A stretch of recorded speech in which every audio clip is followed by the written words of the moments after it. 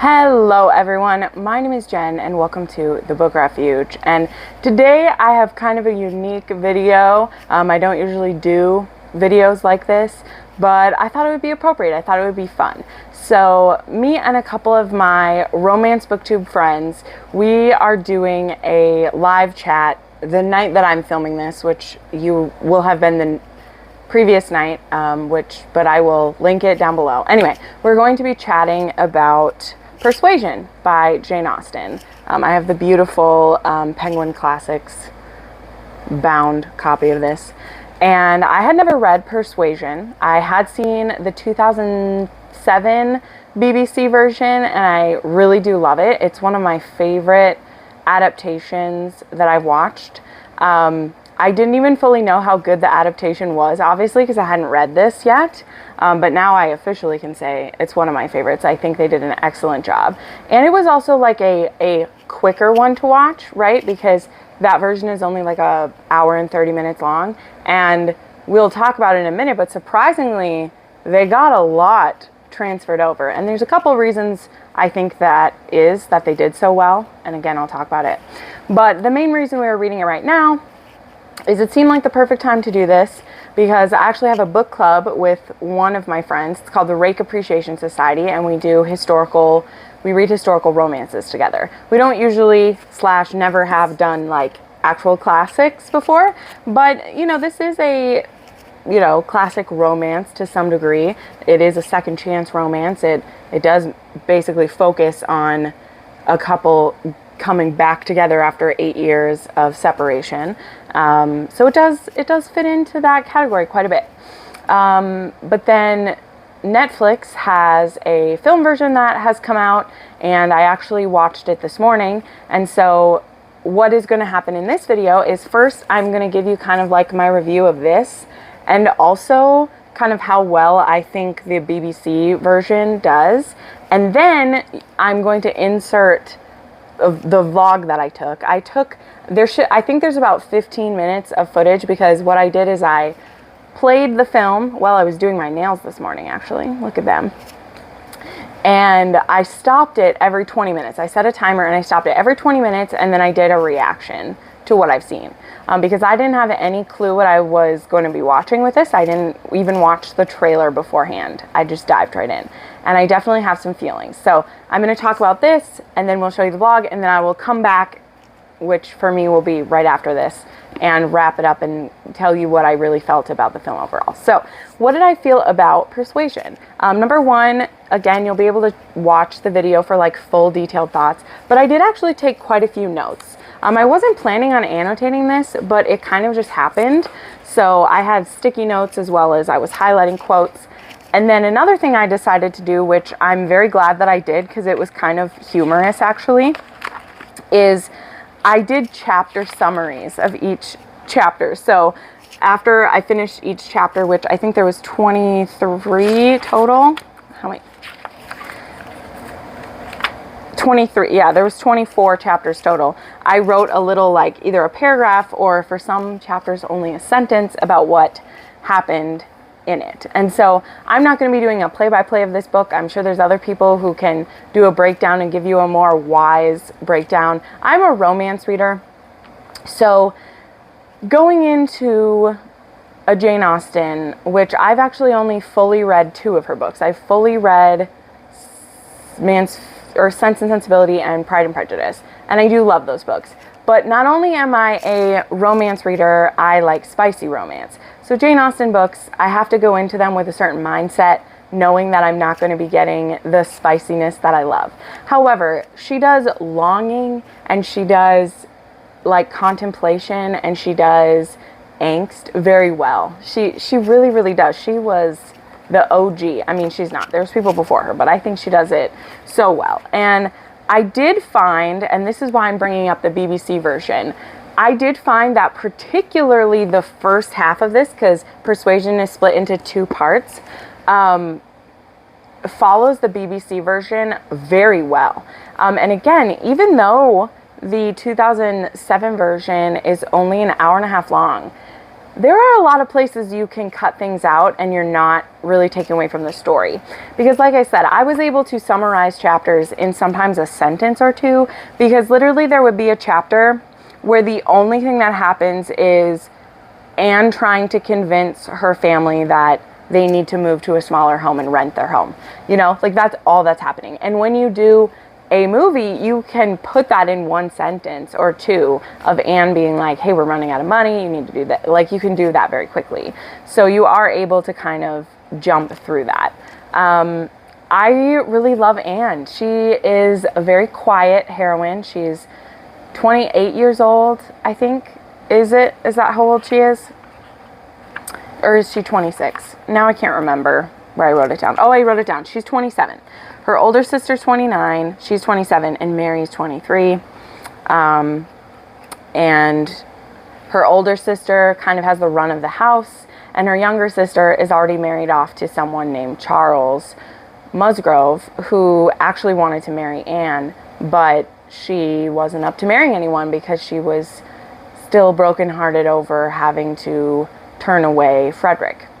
So, you know, when Frederick comes back into her life, she can tell that he hates her, you know, and she has this secret pain that she's holding as she watches her brother-in-law's sister start to fall for Wentworth, and it seems that he's courting her and will marry her, and she's just very resigned to the fact that she made the wrong choice. And now Frederick is a wealthy navalman, and he has accolades and he has status. And she never cared about those things before, but her family did, Lady Russell did, and they didn't want to see her married to a lowly sailor when she was the daughter of a sir, you know. And she says, she thinks to herself in this book that she would have rather had, you know, the life with Frederick and be poor than the life she has now. And now he's back in her life, but she knows she has no chance, because he sees it as the highest betrayal that she was able to be persuaded away from him. And that's really what we go through. And in the book, like, as we see him interacting with Louisa and we hear him say different things, which he does say to hurt her, he's very hurt.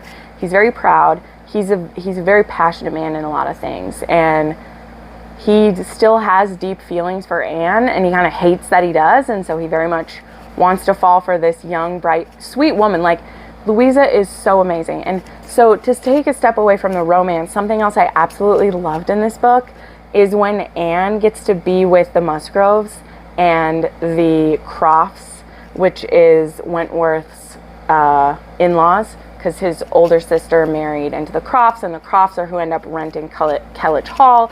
And they're so kind. Like, they're just kind people. And Anne is so just like neglected by her father and her sister, and even Mary, who invites her to her home a lot. It's all for Mary. You know, it is like, it's said like Mary is a narcissist and she just wants it to always be about her. And so she's also a hypochondriac. She's always saying that she's ill and that she needs Jane to be there, like, for her nerves, to help her. And Anne just does it. She is someone who will bear people's load. She will hear people's secrets and carry them and really keep her own thoughts to herself. She's a very stoic woman. And when interactions happen with Wentworth, she just, like, she doesn't blame him for his anger. And she also does hope that they can be friends, because it looks like he's going to marry her family, kind of, you know, because Louisa is her extended family, and, you know, and his family's so nice. Like, that's the thing, like, his friends that we meet, when we meet Captain Benwick and we meet, like, the in-laws and all these things, like, they're such kind people.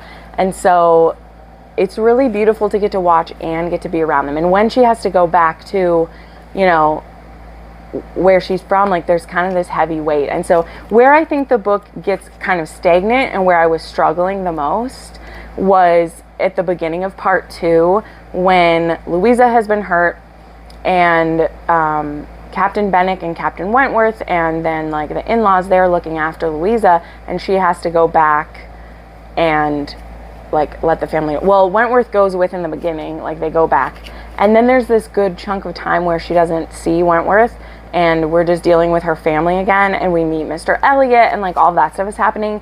I felt like that was kind of stagnant because we've separated our love interests for quite a bit. But again, Jane Austen isn't like only writing with the romance in mind. And again, I am not a Jane Austen scholar. I'm only going off of what I feel when I read it. Feel free to point me wrong, but this book isn't just focused on romance. There weren't really books that did that I've seen, that I've read, and I haven't read a lot again. So it's like, obviously the romance is like the beginning and the end of this story, like the arc of them getting back together, but there still is family that we're dealing with and all that. So anyway, I don't want to talk too long about it because I want to talk about how I felt by the end. But I didn't really rate this book. I mean, I rated it on, like, because I have to have a rating for my personal rating. I rated it a 4. But in all honesty, like, I wouldn't rate this book, and not because I didn't like it, but just because for classics, because I know that it's not going to have certain things that I want. That doesn't mean the book wasn't good, and it doesn't mean I didn't like it. It's just not my normal bag of tricks, right? I don't normally read classics because I like things to be spicy, and this doesn't have that, but it does have a happily ever after. And I love the letter. We're going to talk about the letter in the wrap-up and how I feel about how the movie did it. But I just really enjoyed when they finally, like, their secrets are bubbling up and we've had all these misunderstandings, and finally Wentworth just like writes it all down and leaves her this letter, and he's like, I came back just for you. I'm only here for you. So if you are falling in love with someone else, if you're going to marry someone else, then just let me go. But if you want me, like, I'm telling you, I still want you. I've never thought about anyone else. I'm half agony and half hope. I have loved you this whole time, even though I've hated myself for it. And one word from you will silence me forever or make my dreams come true. And I love that that happens. I love that they are together. And then there's actually this one chapter after where he is kind of like, I stopped being angry a couple years ago, and I thought about coming back to you 5 years ago. Would you have married me if I'd come back then? And she's like, yeah. I regretted it right away. And he's like, dang it. Like, I don't know. It's kind of cute because he's like, I knew it. I should have come back. But they needed that time to grow, and they still have many years to go. You know, like, they're still young ones. So I really did enjoy this. I'm glad that I read it, and it was a good time. So now I will let you watch the vlog pieces. I watched Netflix Persuasion starring Dakota Fanning, and there's some Henry Lee Golding, and I can't remember the guy who played Wentworth. You can see my reactions, and I will be back shortly to tell you what I thought of that. Hi. Sorry, I'm going to talk loud because I'm not using my microphone and the air conditioning is on. I'm barefaced sitting on the floor here. I have Netflix pulled up. Persuasion is loaded. It's like, well, now it's almost 9 a.m. on Friday morning, so I don't know if I'll get through the whole thing before I have to meet some friends, but I wanted to get a good chunk of it done. Don't mind me. So I'm sitting on the floor because I'm having some breakfast. I have my orange juice and kombucha right here. Yummy. And a breakfast sandwich. And I'm going to do my makeup while I'm watching it. And maybe do my nails. We'll see how much time I have. But yeah, I'm getting ready to watch it. I believe I will have filmed an intro clip talking about how I felt about the book already. And I'm excited, kind of. I'm a little apprehensive about which direction they're going with this one, but the thing is that I definitely think that each adaptation can totally bring their own style to it. That doesn't mean that I don't have attached feelings to a certain adaptation, but here's the thing, that adaptation is always going to be my favorite, so I want to have room for whatever this is. I'm just a little confuddled by the casting choices, specifically for Anne, but we'll see. So my plan is to like set a timer on my phone and every 20 minutes check in. There is another creator, I think it's Falling Over Books, that does this when she watches passion flicks ones, and I really like it. So I'm going to try that. So yeah, every 20 minutes, wherever it's at, I'll pause, unless it's like literally in the middle of something. So anyway, here we go. We'll check in soon. Okay, so I've gotten the base of my makeup on and we're 20 minutes in. Oh my gosh, I don't know what to say. I don't know what to say.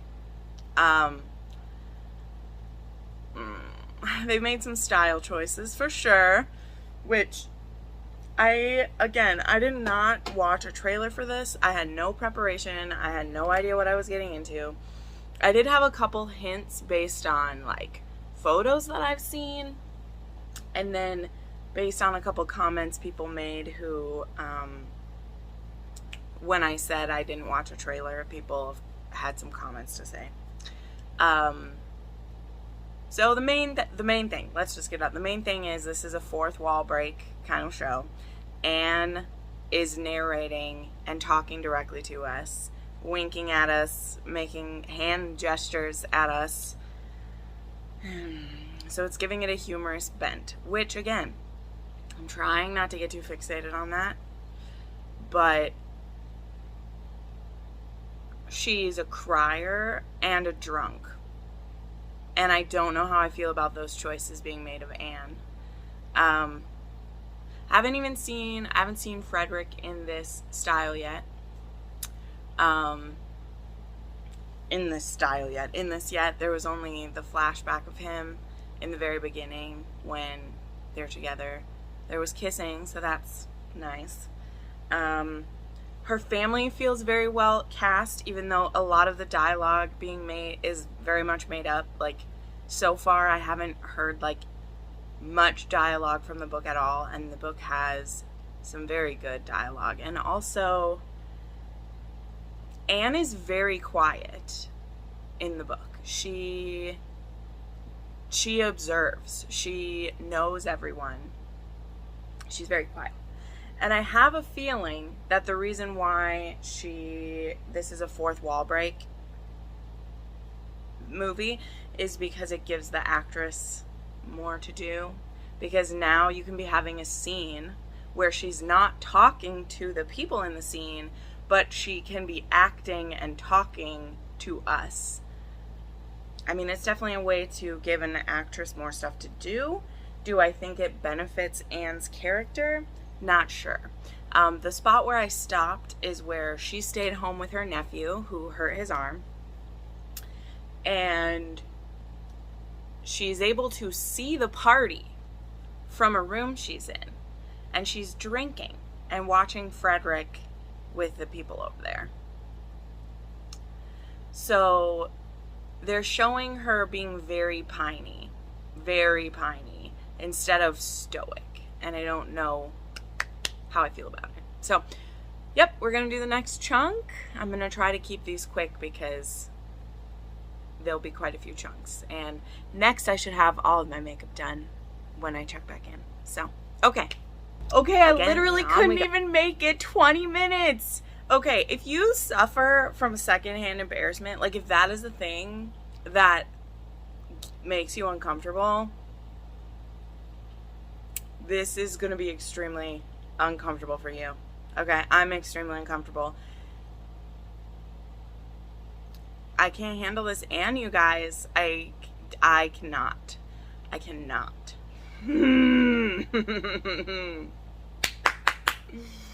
It's so painful. It's painful. Okay. Moving on. Okay, so things have deteriorated for me a little bit. Makeup's done now. When I sit in this lighting, it's always very obvious the color tones there, but now I'm gonna do my nails. And I picked up 3 new options, and I don't know which ones I want to do. I really like these green ones. They're a lot darker. but I also like those ones. I don't know. I don't know which to choose. Anyway, sorry. I'm avoiding talking about it because what I'm watching right now is Anne popping a squat behind a tree to take a piss break, and she's overhearing Louisa and Wentworth talking about pride, which is a conversation that she overhears in the book. It is. Anne overhears Wentworth and her talking, but like, taking a piss break? Are we serious? This vlog, I'm sorry, I didn't realize it was going to be so contentious like this. I thought I would have more like nuanced things I wanted to dive into, but it's spiraling just a little bit. The secondhand embarrassment of Anne is killing me a little bit. Like, really, at the dinner, she yells out that she almost married Charles instead to, I guess, prove that she was attractive to someone at some point. I don't know. I don't know what this is. I don't know what's happening. It's a bit horrifying, not going to lie. And it's one of those where, like, if this wasn't an adaptation, like if this wasn't saying that it was Persuasion, like it would be kind of funny and I'd be okay with the fourth wall breaks, you know what I mean? So this is one of those situations where we'll see how I feel at the end, but I very much maybe like this was a fun film, but because, you know, it says based on the book by Jane Austen, I'm just like, I know there's humor in what Jane Austen does, but this is just, it's painful. It's painful. It's hurting me. I need to put this on because I need the air conditioner to be going so it keeps it cold later, but I'm cold right now. So anyway, I'm going to try to decide which nails to use and try to ignore how awkwardly painful this is being. But I'll check in again soon. Okay, so I'm an hour in. Sorry, I realized that's on a tell. I'm just starting to do my nails because I was having a struggle. But I don't know anymore. She's calling them exes. He's talked to her and said he doesn't want to be upset. Let's be friends. I don't know. I don't know what's going on with this thing. It's not being quite as awkward now that we're like over the point of him first getting back. We're at Lyme now. We've met some of his naval friends. So we saw Captain Bennick and we saw his brother-in-law.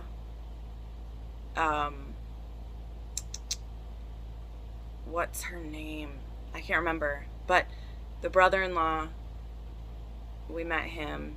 And we just met Mr. Elliot, played by Henry Goulding, who is very trying to be charming right away. That definitely works for Henry Goulding, but to be determined how I feel about Mr. Elliot being that. So we're getting the backstory of Mr. Elliot now and like what went down. So we'll see what happens with that. We'll see. Hopefully my nails will be done or almost done when you get back. I ended up going with these colors kind of, although I think I'm going to maybe save the marbling ones. Like I think I'll use these ones and these for now, and then we'll see. So another quick clip here, but I think I'll be able to finish it before I go, and then maybe I'll just have to wrap it up afterwards.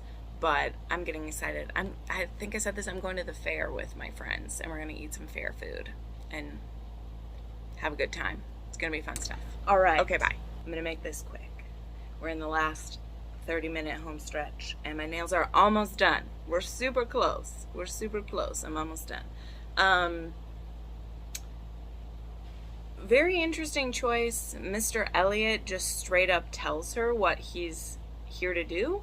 So I don't know if we're going to have her friend character, who's the one who kind of outs Mr. Elliot. But Anne, knowing what his goal is to ruin her father, she's just like, cool. I'm cool with it. And I'm like, okay, we're cool with it. Not sure. Again, it isn't being as embarrassing now. And still talking when I think she shouldn't be talking. And, you know, there's less gesturing to us, but still it's there. I don't know what the heck this movie was doing, but we'll see how it wraps up. You know, they say how a movie leaves you at the end is more of what your impression of the whole thing will be. And I still stick by, if this wasn't an adaptation of Persuasion, I would like it better. But as it's being that, I'm struggling a little bit. Okay? So yeah, like I said, there's 30 minutes left, so I won't do another 20-minute check-in. I'm just going to finish the movie, and then if I have time, I'll film a clip here. Otherwise, I'll film a clip when I get back from the fair. So sorry these were a lot of really choppy things, but this is a reaction vlog, so there we go. Okay, so time to wrap all this up and discuss. So filming that first clip I showed you, and then now, it's been a few hours. I had stuff to do with my family, to go to the fair. It was a good time. The reason why I'm wearing a band is because my hair is gross after sweating in it for the last couple hours. So great. But I've had a little bit of time. I've been thinking about what I feel, and I think that I have kind of like the pros and the cons to share, because again, I can't remember everything I said in the little clips that I took, but I don't think this was a bad film. And I don't think it was a horrible adaptation, because it is an adaptation. And one of the things that I was saying to one of my friends is that 2007 version that I love so much, it's always going to be here. It's not going to disappear. It's not going to stop being available. And that one, in my opinion, is very faithful to the book. Anne is very stoic. Wentworth is very stoic. Nobody else really knows about their feelings except one or two people. And so you get that, like, how the miscommunication is happening, because he has his pride. He's already asked for her once. She seems to be so, like, ambivalent, because again, she's very stoic. So he's like there to find someone else to love, and kind of rub it in her face just a little, because in the beginning he is kind of like, look at me. I did all those things that you rejected me for, but now I don't want you, which is a lie. He totally wants her. And I don't know, I really like that about the movie, because Anne very much feels that she missed out, and she feels like it's kind of her penance now to have to look after her silly father and older sister and not have happiness because she didn't trust herself. She allowed herself to be persuaded, right? And so I like that. Now with this one, there were some choices made, and like I said, it can be its own adaptation. The couple of things that I really don't like / I don't get it, and that are not my fave. I didn't like that it was a fourth wall breaking thing. I never like that. That is a personal choice. I didn't like how emotional Anne was. She's the stoic one.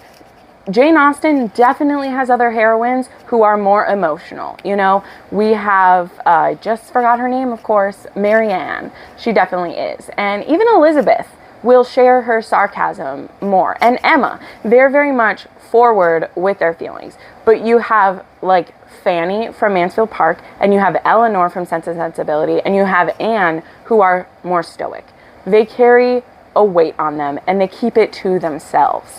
And I like that, because that definitely is a character archetype, a human archetype that I know.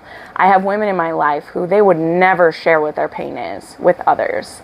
And some of the first stuff we see of this person is her crying in the bathtub and drinking and like throwing fits kind of. And she even has it where she does the whole like, love me, you idiot. Like she literally is like pining for him from the minute that he's back in town. And I just don't like that choice. Again, for me, these are all choices for me.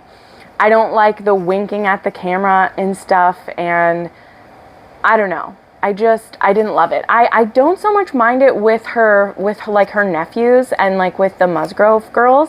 Like I love how happy she is to see them and how much they are kind to her, and her with her nephews, like hugging her nephews and playing with them. I love that stuff. Like, that's fine. But especially, like, there was a dinner where, like, Wentworth is talking with Louisa after she chose to sit somewhere else, and she sees Louisa flirting with him. And then when they're talking about him trying to find a wife, she, like, blurts out that Charles wanted to marry me. And she blurts that out at the table in front of Charles and her sister, which I know her sister, it's not like her sister is nice to her, but, like, to make her sister look lesser than her in front of other people is just so not Anne. And, like, when you read Persuasion, and again, not even just comparing it to the previous film, which I think portrays this, like, Anne does get slighted a lot. They say mean things about her, and she's quiet. She soaks it in. And then when she's by herself, we'll see her, like, in pain. And I maybe would have even been okay if the only time Anne acted like that was when she was alone. You know, when she had her moments where she talks directly to us in the camera and looks at you. Maybe I would have been okay with that. But she has these outbursts in front of each other. And then there was also a scene where, and this does happen in the book, where she overhears Louisa and Wentworth talking, and she says something about the Elliot pride, because she does think that Anne tries to be too proud sometimes. But Wentworth is like, yeah, she definitely hides whatever. And then Louisa's like, wait, no. Like, she's proud, but I won't let you say mean things about her. And all that happens when Anne was going to literally take a piss on a tree, and she overhears. And I was like, why did we need to do this? Like, I don't know. So I don't want to ramble on about it too much. Like, we're going to have talked about those things in it.